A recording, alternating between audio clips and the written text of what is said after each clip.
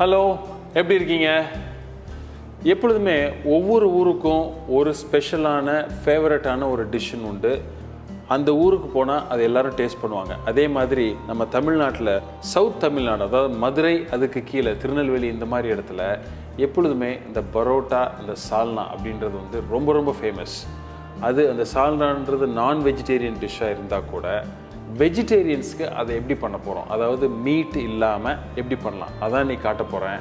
அதில் இருக்கிற tips and techniques என்ன, அதே மாதிரி ஒரு ஃப்ளேவரை நீங்கள் வெஜிடேரியன் டிஷ்ஷஸை, அதாவது இன்க்ரீடியன்ஸ் யூஸ் பண்ணி எப்படி கொண்டு வர போகிறோம். வாங்க குக்கிங் போகலாம். I am chef Sundar. Welcome to recipe செக்கா.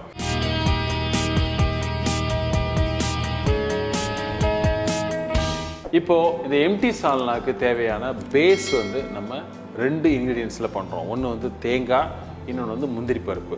First அதை நான் அரைச்சி ஒரு பேஸ்ட்டாக ஆக்கிக்கிறேன். ஒரு 4லிருந்து 5 டேபிள் ஸ்பூன் அளவுக்கு தேங்காய் திருகினதை எடுத்துக்கிறேன். எடுத்துட்டு அதோட ஒரு 12லிருந்து ஒரு 15 கேஷ்யூ நட்ஸ், முந்திரி பருப்பு, இதை ஆட் பண்ணி கொஞ்சம் தண்ணி ஊற்றி ஒரு பேஸ்ட்டாக அரைச்சி வச்சுக்கிறேன். அதுதான் இந்த சால்னாவோட ஒரு திக்கினிங் ஏஜென்ட், ஒரு பேஸ் எல்லாமே. இதில் ரொம்ப முக்கியமானது அதை ப்ராசஸ், எவ்வளோ நேரம் குக் பண்ண போகிறோம், எந்த மாதிரி குக் பண்ண போகிறோம், அதுதான் மெயின். சில இன்க்ரீடியன்ஸ் ரொம்ப முக்கியம், பட் அந்த ப்ராசஸ் கொஞ்சம் டைம் எடுக்கலாம். பட் ஆனால் ஒரு பர்ஃபெக்டான சால்னா அதான் நீங்கள் நான் பண்ண போகிறோம். இப்போது ஒரு பேன் எடுத்துகிட்டு இதில் நம்ம குக்கிங் ப்ராசஸை ஸ்டார்ட் பண்ணிடுவோம். இதுக்கு தேவையான அளவு ஆயில் நான் எடுத்துக்கிறேன். ஒரு 3 டேபிள் ஸ்பூன் அளவுக்கு ஆயில். ஸோ இந்த ஆயில் லைட்டாக சூடாகி இருக்கிறப்போ இதில் கொஞ்சம் கரம் மசாலா, ஹோல் கரம் மசாலா, பட்டை, கிராம்பு, பே லீஃபு, இதெல்லாம் ஆட் பண்ணுவோம். இப்போது அது லைட்டாக ஓரளவுக்கு சாட்டே ஆனோன்னா நம்ம கட் பண்ணி வச்சுருக்கிற ஒரு பெரிய ஆனியன், அதை நம்ம ஆட் பண்ணுவோம்.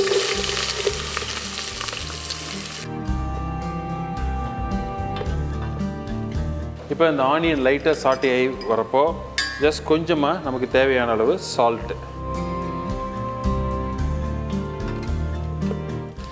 இந்த ஆனியன் வந்து கொஞ்சம் லைட்டாக mild brown colour, golden brown colour வரப்போ அதுக்கு ஜஸ்ட் கொஞ்சம் முன்னாடி நம்ம ஒரு ஸ்பூன் அளவுக்கு பூண்டு விழுது வச்சுருக்கோம், பேஸ்ட்டு, அதை போடுறோம். கார்லிக் பேஸ்ட்டு போட்டு அதை லைட்டாக சாட்டே பண்ணிவிட்டு அந்த ரா ஃப்ளேவர் போகணுன்னு அதுக்கப்புறம் ஜிஞ்சரை நம்ம ஆட் பண்ணுவோம்.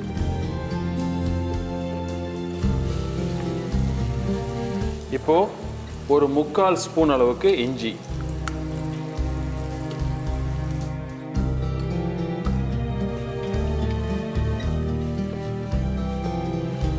இப்போது அந்த இஞ்சி பூண்டோட அந்த ரா ஃப்ளேவர், அந்த பச்சை வாசம் போனோன்னே அது ஓரளவு சாட்டே ஆகி ஜஸ்ட்டு கொஞ்சம் குக் ஆனோன்னே நம்ம வெட்டி வச்சுருக்கிற ஒரு 2 தக்காளி இதில் பொடி பொடியாக வெட்டி வச்சுருக்கோம், இதை நம்ம ஆட் பண்ணுவோம்.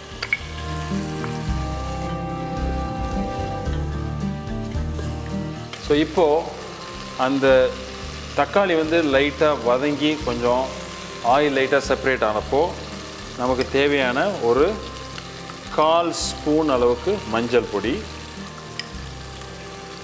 ஒரு 3/4 ஸ்பூன் காரம், அதாவது மிளகாய் பொடி, சில்லி பவுடர்,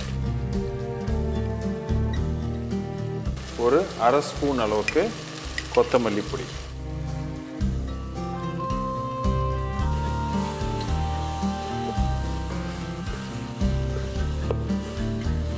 இந்த ஸ்டேஜில் கொஞ்சமாக ஒரு 2 டேபிள் ஸ்பூன் தண்ணியை சேர்த்துக்கலாம்.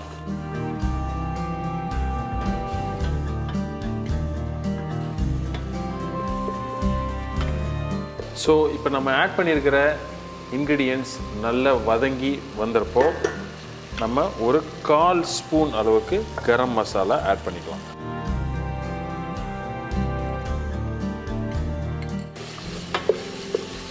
அதே மாதிரி கொஞ்சம் தண்ணி.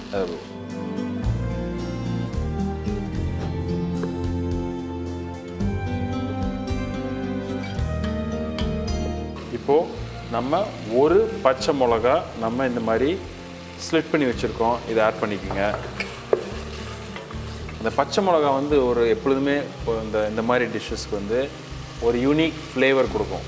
அது வந்து ரொம்ப முக்கியம். அதனால தான் பிரியாணி இந்த மாதிரி ஒரு இந்த சால்னா இந்த மாதிரி ஒரு ஸ்பைசி டிஷ்ஷஸ்க்கு அந்த பச்சை மிளகாயை நம்ம போட்டு வதக்குவோம். இப்போ பார்த்தீங்கன்னா அழகாக இந்த ஆயில் செப்பரேட் ஆகி வருது. எப்பொழுதுமே இந்த மசாலா குக் பண்ணுறப்போ இந்த மாதிரி ஆயில் செப்பரேட் ஸ்டேஜில் நம்ம வேணுங்கிறப்போ கொஞ்சம் கொஞ்சமாக தண்ணி ஆட் பண்ணி, பட் அந்த மசாலா நல்ல குக் ஆகி அந்த ஆயில் செப்பரேட் ஆகணும். அப்போ தான் அதோட அந்த டேஸ்ட்டு இந்த சால்னாவில் வந்து மெயினாக இந்த ஆயில் வந்து இந்த செப்பரேட்டர் ஆயில் வந்து மேலே ஃப்ளோட் ஆகும். அது ஒரு நல்ல ஒரு லுக் அண்ட் ஃபீல் கொடுக்கும். அது அந்த சால்னாவுக்கே உள்ள ஒரு ஸ்பெசிஃபிக்கான ஒரு கேரக்டர். அது இன்னும் கொஞ்சம் லைட்டாக தண்ணி ஆட் பண்ணிக்கிறேன்.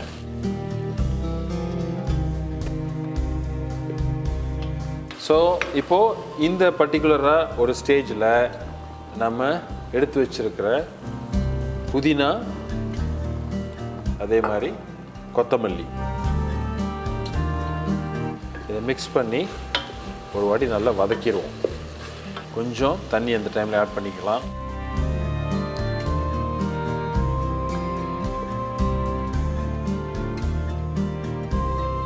ஸோ இப்போது நம்ம ஆட் பண்ண புதினா கொத்தமல்லி நல்லா வதங்கி வந்தோன்னா நம்ம ஏற்கனவே பேஸ்ட் பண்ணி வச்சுருக்கிற அந்த தேங்காய், அதே மாதிரி அந்த முந்திரி பருப்பு இதை நான் அரைச்சி வச்சுருக்கேன்.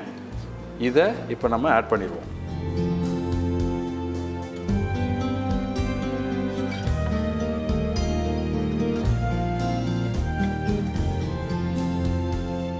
இந்த ஸ்டேஜில் நம்ம ஒரு வாட்டி உப்பு எவ்வளோ இருக்குது அப்படின்னு செக் பண்ணிடலாம்.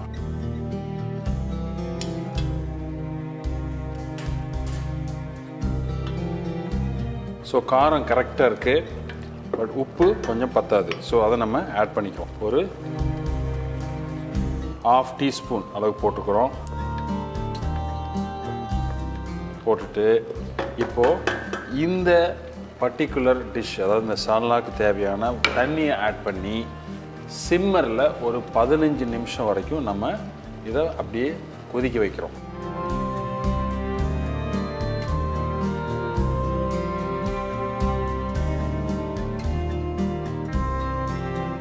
ஸோ இப்போது இது ஒரு 15 நிமிஷம் நல்ல சிம்மரில் ஃப்ளேமில் அப்படியே கொஞ்சம் கொஞ்சமாக கொதித்து மேலே அந்த ஆயில் அழகாக நமக்கு செப்பரேட் ஆகி அந்த ஒரு ஷைனி கலர் வரும். அதுக்கு நம்ம ஜஸ்ட் வெயிட் பண்ணுவோம்.